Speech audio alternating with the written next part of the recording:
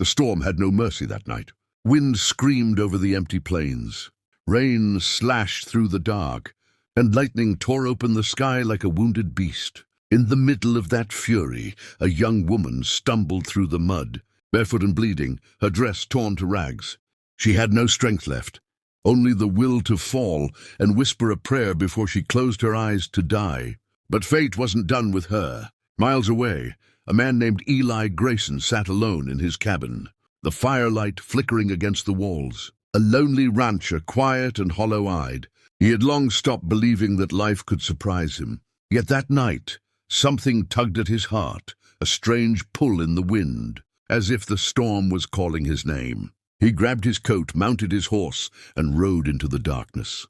Through the rain and thunder, he found her, a woman lying still by the ridge, her face pale as the moonlight. She was barely breathing.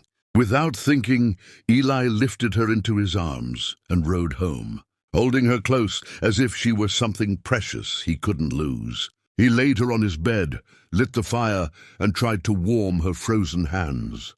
"You ain't dying here," he whispered. "Not tonight."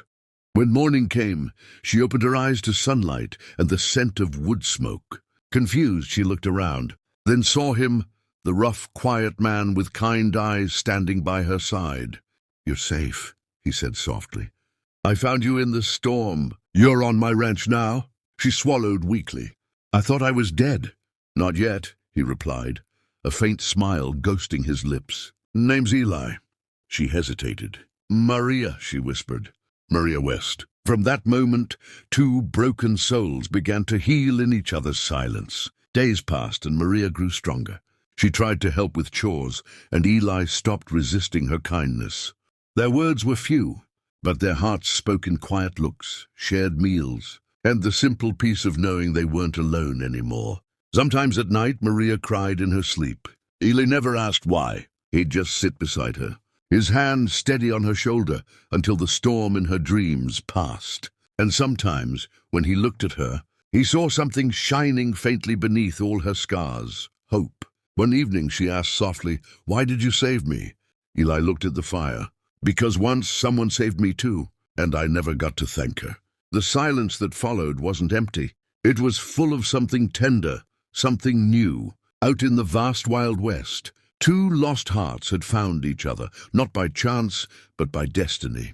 And maybe that's how all great stories begin, not with a hero or a promise, but with one broken soul refusing to let another die. If you believe in such stories, don't forget to subscribe, because somewhere out there, another lost soul is waiting to be found. Weeks passed, and the lonely ranch began to feel alive again. The sound of laughter returned to the walls that once knew only silence. Maria's hands found purpose in the kitchen, in the stables, in the gentle rhythm of ranch life. And Eli, the man who had forgotten how to smile, found himself watching her every sunrise, wondering how someone could walk through so much pain and still bring light. But peace in the Wild West never lasts long. One afternoon, as Eli was mending a fence, Maria froze at the sight of dust clouds rising on the far trail, 3 riders heading fast. Her face went pale, her hands trembling. "It's them," she whispered.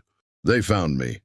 Before Eli could ask, the riders thundered in, men with hard eyes and cruel grins. The one in front spat on the ground. "Well, look who we got here. The boss's runaway girl." Eli stepped between them and Maria, his voice calm but cold. "You best turn around, friend. You're trespassing." The man sneered. "You don't know who you're talking to, cowboy." Eli's hand dropped to his revolver. "Don't need to.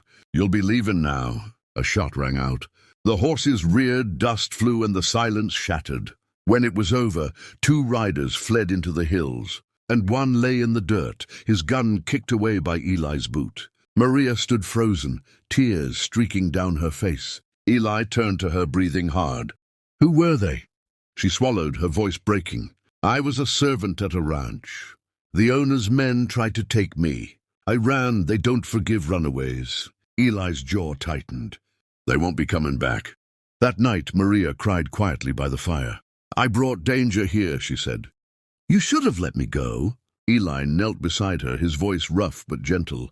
"You don't run anymore, Maria. Not from them, not from life. You're safe here. You hear me? She looked up at him, eyes shining with tears and something deeper, trust. Why do you care so much? He hesitated, then touched her hand. 'Cause you reminded me that my heart still works. The words hung between them, soft and trembling. She leaned into him, and for the first time in years, Eli held someone without fear. When dawn came, the horizon burned gold over the ranch, and the world felt new again.